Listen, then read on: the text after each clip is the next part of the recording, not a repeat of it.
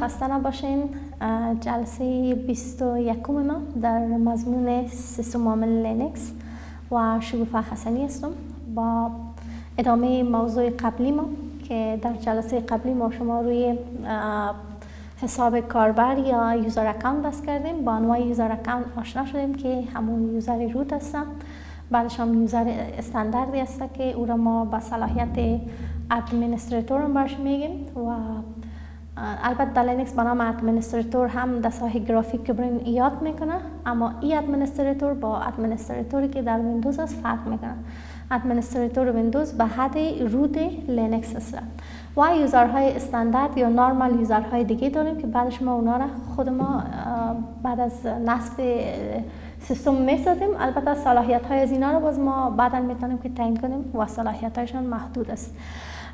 چیزی که ما لکچر قبلی بس کرده بودیم فعالسازی یوزر روت بود. گفتیم در اولین گامی که ما کار میکنیم و فعالسازی یوزر روت است. خب بیاین بریم با ترمینال ما و یوزر روت را در اول فعال کنیم، بعدش باز کارهای بعدی ما.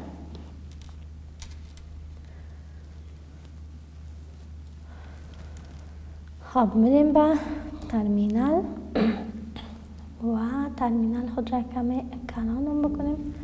کنترل شیفت جی پلاس. خب من در اینجا چندین یوزر دارم، اینا رو بعدش دلیت میکنیم. میریم به اولین کاری میکنیم رو فعال میکنیم. میریم سودو su ماینس روت. سودو را گفتیم که بر ما اجازه میده که داخل اجازه روت را داشته باشیم. su و su ماینس را بعد از این کامند بس میکنیم که چی است؟ با استفاده از سودو su ماینس داخل روت میشیم. پسورد یوزر عبدالله می چند است؟ 1 2 3 4 و 5 است. حالا ببینید در کجا هستم؟ حالا داخل یوزر روت هستم چون با علامه هش میفهمیم یکی و دومی که در اینجا نوشته شده نام یوزر ما چی است؟ روت. بریم پسورد بدیم. برای به خاطر از اینکه پسورد بدیم نوشته میکنم که خب داخل روت شدم. البته از اینجا میبریم از طریق یوزر استاندارد پسورد فعال میکنم. این فقط داخل روت شده و محیط روت دیدیم. پس اگزیت میزنم که بعدم میخوایم که یوزر روت را فعال کنم. پسوردش هم میگیم سودو پس wd. پس wd کمند است که به خاطر تغییر دادن پسورد یوزرها استفاده میشه. پسورد wd کی روت. سودو دستوری که بر ما اجازه روت را بده. پس wd کمندی که باعث تغییر دادن پسورد شد و روت هم که نام یوزر روت است میگیم که پسورد روت را تغییر بده. enter new unix password چند بدیم؟ 1 2 3 4. 1 2 3 4 پسورد درست نیست. شما باید پسوردتان استرانگ باشه. استرانگ به این معنی که هش داشته باشین، یعنی کرکترها داشته باشین، حروف داشته باشین و اعداد داشته باشین. فعلا چون من دوباره پس تایپ کرده نیستم ما خاطر همین پسورد میدم. چند دادیم؟ 1 2 3 4. دفعه دو میگه ریتایپ کو پسورد دادم.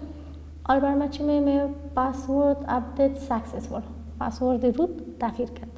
کاری که گفتیم در اول میکنیم که تغییر دادن پسورد روت است یا فعال کردن روت امی بود. حالا دیگه روت ما فعال شده. خب میریم به بخش بعدی ما چی است؟ تغییر حساب کاربر توسط دستور su و su ماینس. دو کمند است که باعث تغییر یوزر میشه. یکی su است،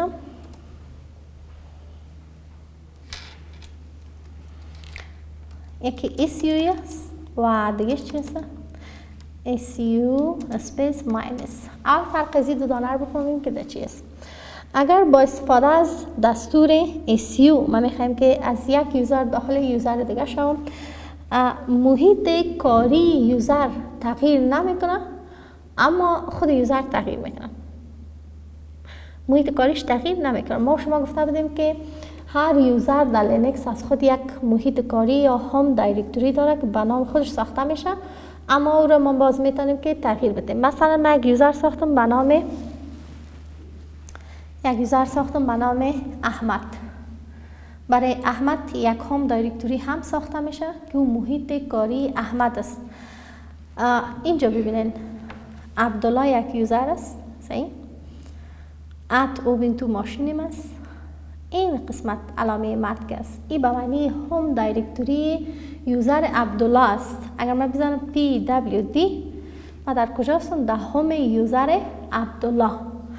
حالا چیه پس؟ حالا اگر ما اینمی تغییر داخل یوزرها را ما بخوایم از یوزر عبدالله برم داخل یک یوزر دیگه با استفاده از کماند SU اگر ما داخل یک یوزر دیگه شم اینی هوم دایرکتوری که اینجاست ای از عبدالله می باشه، اما اینی قسمت یوزر نیمی که تغییر میکنه او از یوزر دیگه می باشه. SU ماینس که است باز برعکس از این کار است. اگر ما با استفاده از SU ماینس داخل یک یوزر شم هم یوزر نیم ما تغییر میکنه و هم دایرکتوری از کی می باشه؟ از همون یوزر می باشه.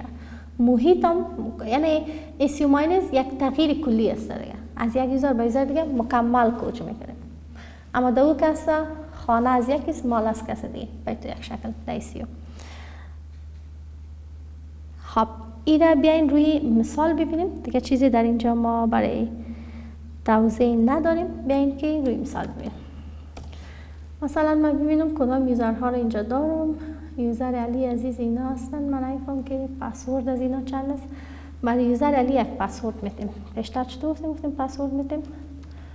مثل که بر روت دادیم سودو پس WD علی نیو پسورد 3 1 2 3. اوکی دن ما برای پسورد 1 2 3 دادم. حالا اول میرم با استفاده از SU علی پسورد چند 1 2 3. پسورد روی ترمینال نشان داده نمیشه. خب ببینید همون چیزی رو که ما تشریح کردیم در اینجا مکمل امور بر ما واضح نشان میده. یوزر است علی ات اوون تو ماشین ما، یعنی سیستم عامل ما، باز بعدش دو نقطه هوم عبدالله. یوزر علی است اما هم دایرکتوری از یوزر عبدالله است. من اینجا کلیس کنم این فایل ها فولدر ها مربوط یوزر عبدالله است نه یوزر علی. اگر من اینجا چیزی را بسازم، یک چیزی را کریت کنم فایل یا فولدر، او هم ده هم دایرکتوری یا محیط کاری یوزر عبدالله ساخته میشه نه علی. اوکی از اینجا من اگزیت میشم. پس ای بار چی میکنم؟ ای بار با استفاده از SU ماینس انتقال میکنم. SU ماینس کی بود؟ علی. پسوردش 1 2 3 بود. حالا ببینید سطر بالا با این سطر چقدر فرق کرده.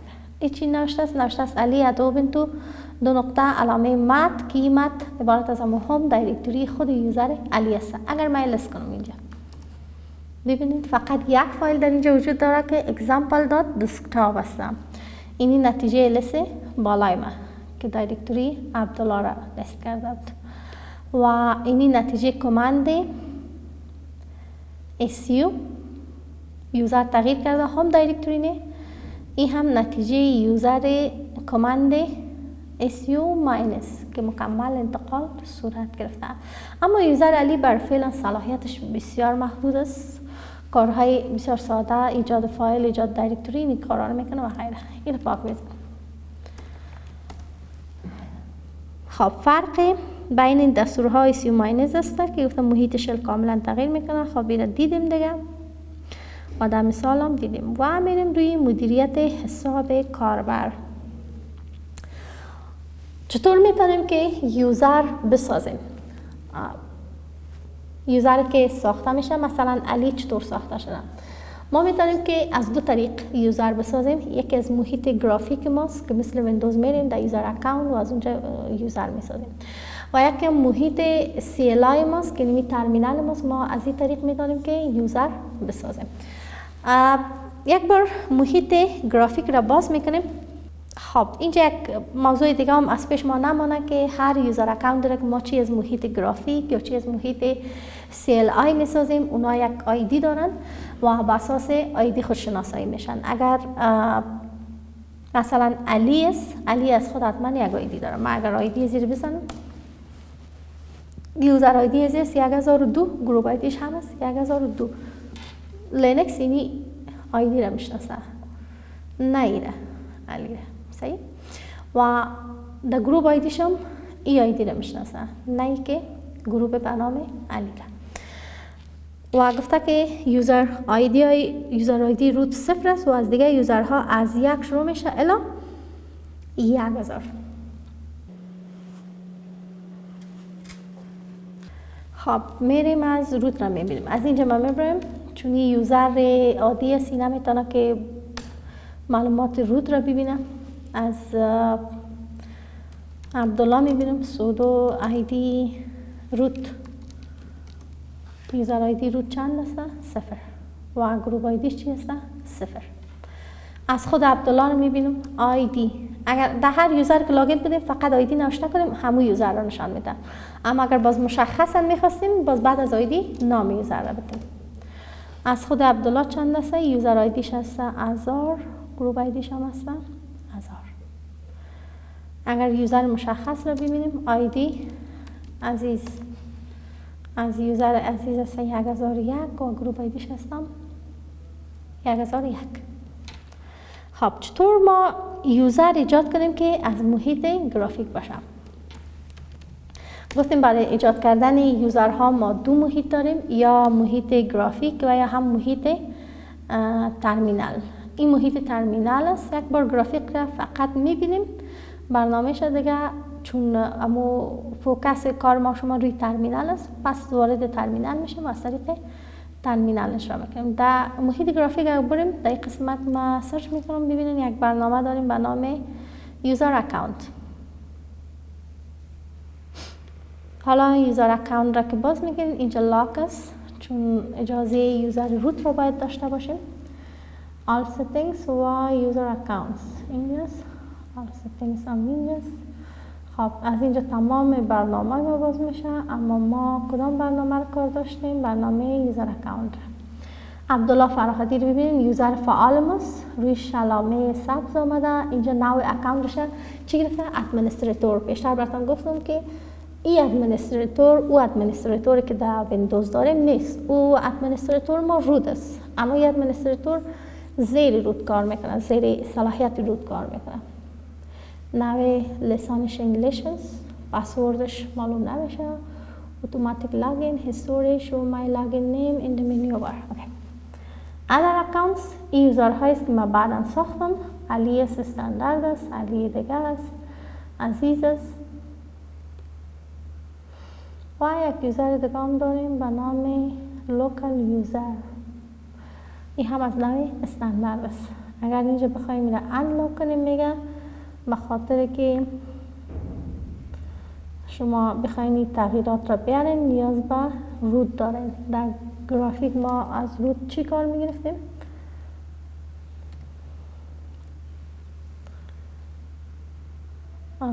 در CLI از دستور سودو کار میگرفتیم، اما اینجا باید روت شیم. من اینکم پسورد روت چند داده بودم که باز بعدش بیاییم و یوزرها را از اینجا ایجاد کنیم یا دلیت کنیم.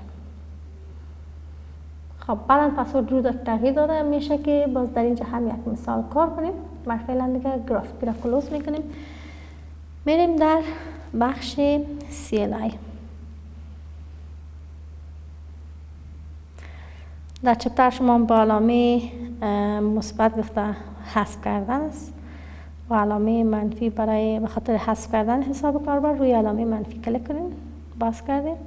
اما گفته چون بیشتر ما با CLI کار میکنیم میریم از طریق CLI کردیم. ایجاد کردن حساب کاربر از طریق ساحه متنی CLI. در محیط ساحه متنی CLI دستورهای زیاده به منظور مدیریت حساب کاربر مانند ایجاد کردن، حذف کردن، تغییر آوردن، فعال کردن، غیر فعال کردن حساب کاربر وجود دارد که از آن جمله میتوان به دستورهای ذیل اشاره نمود.